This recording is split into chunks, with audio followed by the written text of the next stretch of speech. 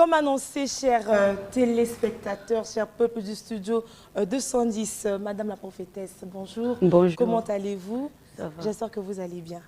Merci beaucoup. Alors, Suzanne Moukoulou, prophétesse et visionnaire des messagers de la bonne nouvelle en Christ, une communauté bien installée à Pointe-Noire et en cours d'installation ici à Brazzaville. Ouais. Bonjour encore. Bonjour. Notre dernier entretien avec vous au studio 210 portait sur la délivrance qui est, soulignons le point fort de votre ministère. Aujourd'hui, votre message porte sur la révélation du temps de la fin. Et vous vous appuyez sur le livre d'Apocalypse, notamment la vision de Patmos, la lettre du sept églises et les choses à venir. Quelque chose à ajouter? Oui. Par rapport à votre message, je bénis le Seigneur pour ce moment favorable qu'il m'accorde pour exposer encore, pour éclairer sous ces écritures. Donc, nous allons parler effectivement de tout ce que vous venez de citer. Merci beaucoup. Vous avez la Bible et vous avez son document. Après, voilà, quand vous parlez de la vision, de la révélation du temps de la fin, vous voulez passer quel genre de message? Voilà, donc, on va d'abord commencer à définir ce qu'est le temps de la fin. La révélation du temps de la fin, je dois d'abord éclairer mon thème. C'est d'abord la connaissance accordée par Dieu sur lui-même, sous ses intentions, sous sa pensée, au sujet de chaque chose.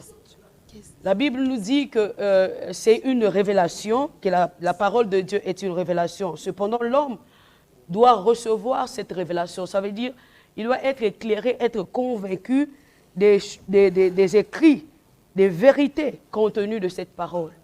Et la Bible nous a parlé comment, dans la jeunesse, Dieu a créé toutes choses. Il a créé tout l'univers, le ciel et la terre et autres. Et il nous montre comment il renferme ce qu'il a créé par Apocalypse. L'Apocalypse, c'est l'aboutissement de toutes choses.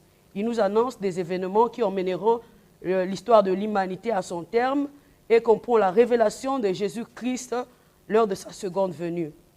Il nous rapporte ce que l'apôtre Jean a vu et entendu. Et ce qu'il a vu et entendu est mêlé de nombreux symboles. C'est des références, des événements, des prophéties, des faits qui s'y sont décrits, se déroulent alternativement dans le ciel et sous la terre. Il a vu des récits, des jugements divins de Dieu. Il a vu comment les conflits, ça va submerger dans le monde entier. Il a vu en trois sections, des choses passées, des choses du présent et des choses à venir. C'est de ça que nous allons parler. Merci beaucoup. Alors, je reviens sur vos propos tout à l'heure.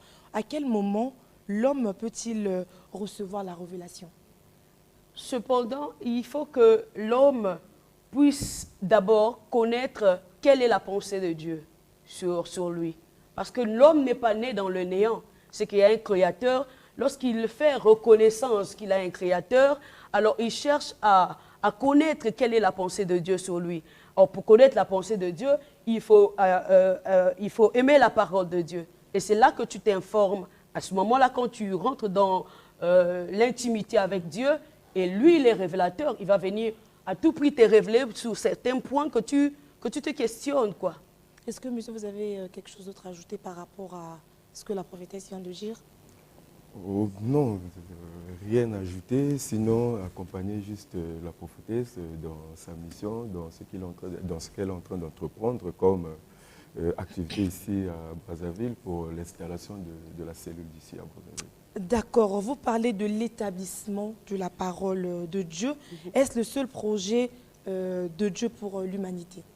Non, parce qu'il nous parle d'abord sur la vision que l'apôtre Jean a eue sous l'île de Patmos. Il nous parle de ce qu'il va faire pour l'Église. Il nous parle comment finira cette Église. Ça veut dire l'humanité tout entière. Le projet est que Dieu veut faire revenir ces créatures, ce qu'il a créé, vers lui. C'est ça en fait le projet. Alors en parlant de cette révélation, sur quoi se base-t-elle? Est-ce sur la repentance ou sur autre chose? Ouais, sur la repentance, ça c'est d'abord la première des choses, et sous la connaissance aussi. Parce que tu ne peux pas te repentir si tu ne le connais pas. Tu dois d'abord le connaître et tu dois chercher à approfondir la relation de Dieu avec toi-même et puis chercher quelle est ta mission en fait sur terre et faire preuve de repentance pour dire que bon, voilà le Seigneur qui m'a créé, je vais m'aligner à sa parole, je veux l'obéir, je veux faire sa volonté, donc je suis encore vivant. Merci beaucoup, Madame la prophétesse. Aujourd'hui, Studio 210 est en train d'être secoué par la présence du croyant William Marion Branham, qui lui s'appelle Monsieur Bonheur. Est-ce qu'il y a-t-il une différence entre votre révélation du temps de la fin et celle des Branhamistes? Oh, la Bible est restée même, hein? La Bible n'a pas changé, la parole n'a pas changé. Si en son temps, Dieu lui a utilisé pour apporter, pour éclairer sur ce passage, je pense que c'est la vérité, on ne peut pas le nier. Donc Dieu, il a établi des choses comme ça a déjà existé. Mais non, celui qui vient apporter le message, William Branham, je pense qu'il n'a pas parlé de lui-même, il a parlé de Jésus, il a parlé de Jean, il a parlé des choses que nous sommes en train de vivre en ce moment. Donc il n'y a pas une différence dans la parole de Dieu. La différence peut s'avérer lorsque vous emmenez quelque chose qui est d'un antichrist, des choses que Dieu n'a pas dit. Mais quand c'est la vérité de Christ, c'est la même chose. D'accord, justement, Monsieur William Branham, pour lui, il pense que Branham est le créateur. À ce moment-là, est-ce qu'on parlerait aussi de la révélation? Lui, Branham est le créateur? Oui. Non, ce n'est pas ce que la parole dit. Et je pense même que ce n'est pas aussi le message que William Branham a apporté. Donc, je pense que dans la révélation, les Écritures sont là. Il nous parle de la création de Dieu. Dieu en une forme de lumière. Donc, William Branham était notre humain. Il n'est pas mort pour l'humanité. C'est Jésus-Christ qui est mort pour l'humanité. Et William Branham a passé ce message. Il a dit qu'il y a un Christ qui viendra. Il a identifié Christ. Il ne s'est pas référé à lui-même, il s'est référé à la parole. Alors, aujourd'hui, on parle de plusieurs courants religieux où chaque prophète, chaque prophétesse emmène sa révélation. Alors, à ce moment-là, à qui se confier? À qui se confier? Est-ce qu'il faut se confier à la prophétesse Suzanne, qui est devant l'écran, ou le peuple du Studio 210? La Bible déclare d'abord, maudit soit l'homme qui se confie en l'homme. La vraie révélation, nous devons savoir, c'est la parole de Dieu. Aujourd'hui, Dieu a mis ses serviteurs comme des ambassadeurs, des messagers pour éclairer sur sa parole. Et lorsqu'il envoie un ambassadeur, ça veut dire qu'il a mis un ministère pour accompagner cette mission. Et ce ministère qui fait que la personne puisse recevoir la révélation. Et nous ne recevons pas la révélation de la même manière. Tu peux avoir ton ministère qui va concerner sous la délivrance, donc tu dois éclairer la parole de Dieu selon la délivrance. Si tu as reçu ton ministère selon le message du temps de la fin, tu éclaires ton message par rapport à cette révélation. Et si celui qui est devant toi n'accompagne pas cette vision avec la parole, ça veut dire qu'il est contre la volonté de Dieu. Il ne fait pas la volonté de Dieu. Donc voilà pourquoi il faut toujours se fier à la parole. Parce qu'une prophétie, c'est quelque chose qui s'accomplit toujours avec la parole. Je peux avoir une révélation pour toi, mais oui, qu'est-ce que Dieu a dit pour ta mission? Mais cette mission, qu'est-ce que réellement Dieu dit en ce moment pour cette génération par rapport à la mission ou la révélation que tu as? Madame Suzanne, aujourd'hui, sur le plan social, il est très difficile que les hommes acceptent d'être dirigés par des femmes. Même si le monde est en train de fournir des efforts jour après jour pour essayer de réintégrer les femmes. Est-ce qu'à ce moment-là, votre révélation aura vraiment un impact positif? Wow. Je vais dire qu'en ce temps de la fin que nous sommes, Dieu a donné arbitre libre à toute personne d'exprimer ce qu'il ressent. Parce que c'est le temps où l'Église doit faire des choses visiblement, on ne doit plus cacher. Mais dans le plan de Dieu, il nous parle d'abord de cette église, ce que je vais expliquer tout à l'heure. Et dans les sectes d'église, il va faire des églises qui vont exister sous la terre dans des différentes périodes. Et il parle du premier période, là où le message de Dieu est persécuté. Et il parle du période là où l'œuvre de Dieu sera acceptée. Et il parle aussi de l'Église là où il y aura le réveil, le vrai réveil spirituel. Et ce réveil spirituel, c'est là où vous allez voir dans le plan de Dieu qui va permettre à tout être humain d'annoncer, celui qui a le Saint-Esprit, d'annoncer le message de Dieu. Et ce message qu'il envoie sur terre, il ne fait pas exception que non, en disant c'est un homme qui va annoncer le message. Il dit peu importe, car il dit dans sa parole, c'est lui qui croira, c'est celui qui sera sauvé. Et il dit, voici les miracles qui accompagneront ceux qui auront cru en mon nom.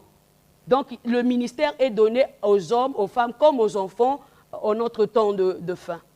Madame Suzanne, en parlant de la révélation justement du temps de la fin, vous avez évoqué tout à l'heure le réveil spirituel. Aujourd'hui, on parle du retour à l'authenticité. Est-ce que c'est aussi une forme de révélation spirituelle pour les Africains? Oui, pour toute l'humanité en fait. Et vous, en tant que prophétesse, est-ce qu'il faut faire retour à nos traditions? Non, je ne pense pas. La tradition, c'est quelque chose, on ne peut pas renier parce que ce sont nos racines. Mais ce qui est différent avec la mission que Jésus-Christ nous a donnée, l'œuvre de la croix n'a rien à voir avec nos traditions. L'œuvre de la croix est une institution divine. Et ceux qui doivent entrer ceux qui doivent recevoir la parole de Dieu doivent parler uniquement des choses du royaume de Dieu. Ça exclut la coutume, ça exclut nos traditions, ça exclut toutes ces choses, la foi divine de Dieu. Ça n'a rien à voir avec nos coutumes. Donc Dieu, dans sa souveraineté, il sait qu'il y a une famille qui va être engendrée, et cette famille a des racines, il a des liens.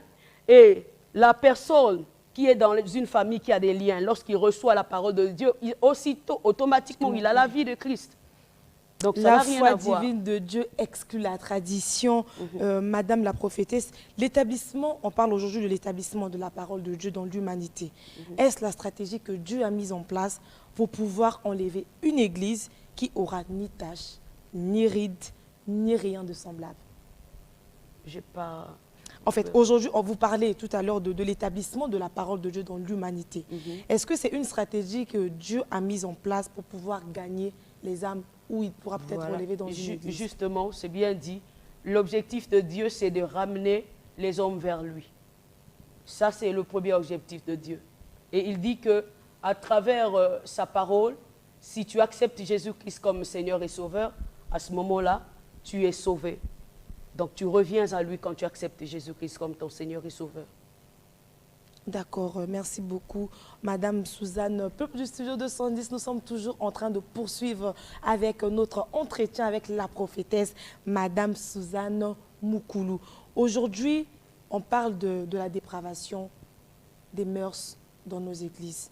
Alors, comment Dieu peut se réincarner pour faire vivre sa révélation du temps de la fin? Est-ce que Dieu est passé par Madame Suzanne pour nous relever des choses? D'abord, je vais éclairer sur ça, parce qu'il a dit, il a fait chaque église selon son période, et il dit que chaque église aura son caractère. Et dans le caractère du temps de la fin, il dit que vous allez vivre des moments de l'apostasie, là où tout ce qui était caché sera dévoilé. Et vous allez vivre des temps difficiles. Et Dieu m'a appelé pour en fait rappeler à l'église de la fin qu'il va revenir. Qu'il va revenir. Et des signes, nous sommes en train de vivre aujourd'hui l'apostasie, les temps difficiles. Et malheureusement, quand il parle du temps de la fin, il fait aussi, il nous ouvre une porte en disant que celui qui aura cru à cette parole de Dieu, celui qui va mettre en pratique la parole de Dieu, c'est celui-là qui sera sauvé. Et Suzanne que je suis, je viens juste vous rappeler, je viens juste vous parler de ce qui était déjà écrit. Donc je n'en mets pas quelque chose de nouveau. Il n'y a rien de nouveau sur la terre. Mais Dieu a vu, il m'a trouvé peut-être digne, je peux dire, que celle-là, je l'ai choisi pour venir annoncer, pour révéler à mon peuple. Il sait peut-être pour cette jeunesse, nous étions tous aussi dans le monde, il a trouvé peut-être mieux de me montrer, de révéler des révélations, des choses cachées. Et il sait peut-être qu'à travers la prophétesse Suzanne, beaucoup des femmes vont se repentir, beaucoup des hommes vont connaître leur état de divinité, ils vont se repentir de leur voie, de leur chemin. Madame Suzanne, justement, en parlant de la révélation du temps de la fin, pour des personnes qui sont dans une vie de dépravation, on les appellerait comme ça les meurtriers. Comment est-ce qu'ils peuvent faire pour être rachetés en votre message du temps de la fin? On va lire un passage par rapport à cela. Nous allons lire dans Apocalypse chapitre 3, versets 14 à 19.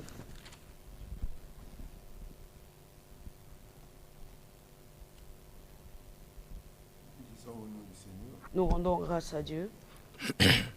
Écrit à l'ange de l'église de Laodicée, voici ce que dit l'Amen, le témoin fidèle et véritable, le commencement de la création de Dieu. Je connais tes œuvres, je sais que tu n'es ni froid ni brûlant. Puisque que tu n'es ni froid ni brûlant, je te vomirai de ma bouche.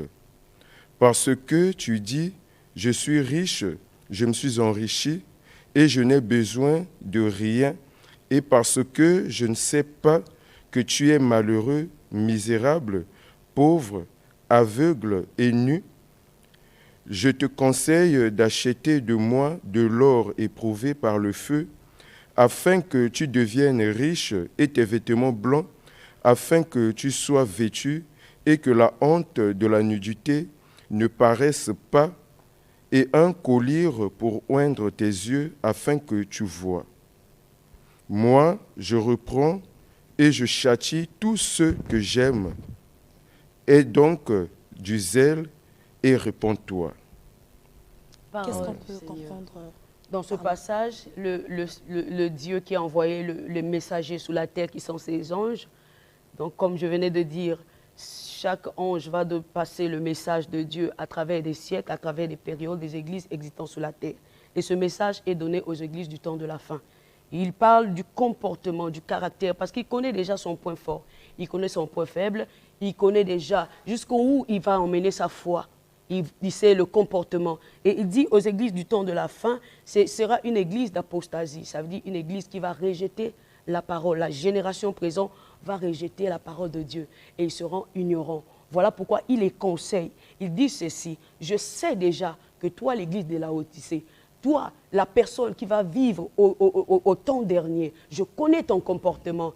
Il dit, ce que je contre toi, c'est que tu es ni chaud ni froid. Donc, tu ne te confirmes pas dans ta foi. Tu emmènes des ailes amères dans l'évangile de Christ. Tu ne parles pas de Christ. À certains endroits, tu ne t'identifies pas à Christ. Mais l'Éternel dit ceci, je te vomirai parce que tu es ni chaud ni froid. Et il dit encore, je connais qu'à cette heure, que moi je parle l'ange de l'Éternel, que tu seras très riche. Tout ce que tu vas faire, tout ce que tu vas entreprendre sur la terre, ça va marcher. Mais cependant, ce que j'ai contre toi, c'est que tu dis que tu n'as besoin de personne. C'est ce que nous, on s'est dit en ce moment à l'église de Laodicée.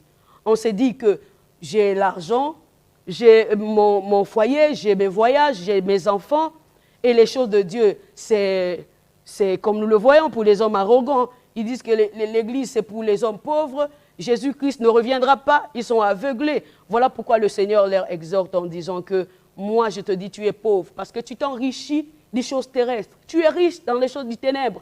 Tu es riche dans les connaissances du monde.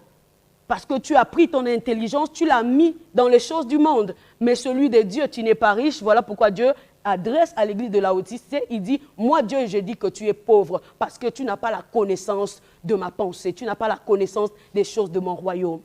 Et il avance encore. Je vais finir. Il dit que tu es pauvre, tu te dis que tu es vêtu. Moi, l'Éternel, je dis que tu es nu. Tu dis que tu vois. Moi, l'Éternel, je dis que tu es aveugle. De quel aveuglement part-il? Il parle d'un homme qui existe sous la terre, mais qui ne sait pas là où il ira. Il ne prépare pas la place pour la seconde venue de Jésus. Il ne prépare pas sa foi. Donc, il est comme quelqu'un qui flotte dans l'air. Donc, sa foi, il ne sait pas là où baser ses croyances. Donc, c'est quelqu'un qui est aveugle. Il ne sait pas ce qui se passe dans le monde spirituel, les choses surnaturelles de Dieu, il ne sait pas. Et il parle aussi de la nudité. l'état du péché à laquelle l'église de Laodicée, l'église du temps de la fin. Donc toute personne qui va vivre le temps de la fin, il part de sa nudité en fait. Comment intérieurement il sera vide. Et nous savons quand quelqu'un est nu spirituel devant Dieu, c'est un état de péché, c'est une habitation des démons, c'est une séduction démoniaque. Donc il sera attaché, aussitôt lié aux choses du monde. Et voilà pourquoi Dieu dit, viens donc, je vais te donner, viens donc t'acheter de moi mon or, et tu seras pour moi quelqu'un, si tu m'acceptes, je vais te baptiser de mon esprit. En fait, tes yeux vont s'ouvrir. C'est en fait ce passage ce que ça veut dire, l'église du temps de la fin. Merci Madame Suzanne, nous sommes presque à la fin. Est-ce que vous pouvez passer votre mot de fin et ce serait aussi l'occasion pour vous de passer vos contacts pour toutes les personnes qui souhaiteraient entrer en contact avec vous?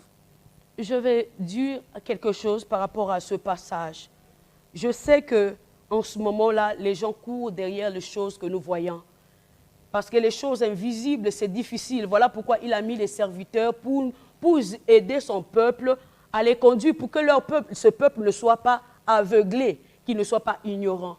Donc Dieu nous a établis autant que ses ambassadeurs pour annoncer le message, pour dire que ce que la Bible a dit, nous venons le confirmer parce que nous avons vu. Nous avons vu comment le Seigneur s'est révélé à nous. Nous étions les gens de la même nature que vous. Nous étions les gens mondains, nous étions les gens du péché. Mais aujourd'hui, nous avons reçu Jésus-Christ et nos yeux se sont ouverts. Voilà pourquoi je vais dire à quelqu'un, toi qui étais dans un état du péché, je viens te dire ce soir, ce matin que Jésus-Christ t'aime. Je viens te dire ce matin que ne vois pas toutes ces choses qui passeront. Car il dit que les choses du monde seront consumées par la terre, mais celui d'en haut ne seront jamais consumés par la terre. Ainsi dit, pour dire que toutes les choses dans lesquelles tu es en train de courir en ce moment, ça va périr. Mais la parole de Dieu ne périra jamais. Il veut faire de ton corps son habitation pour que les démons ne viennent pas. Tu sais, il y a certaines maladies qui sont porteurs des esprits démoniaques. Aujourd'hui, tu souffres des cancers. Aujourd'hui, tu souffres de beaucoup de maladies. C'est un état d'impurité à laquelle tu te trouves, de ta nudité tu te trouves, le péché à laquelle tu te trouves, tu te condamnes et les esprits démoniaques viennent, ils s'assiègent. Ils s'asseyent dans ton corps, alors ils possèdent ton corps. Cherchez tout premièrement le royaume des cieux et le tout viendra en abondance. Voilà. Madame la prophétesse, passez vos contacts s'il vous plaît. Voilà. Nous disons notre contact, nous sommes à Diata.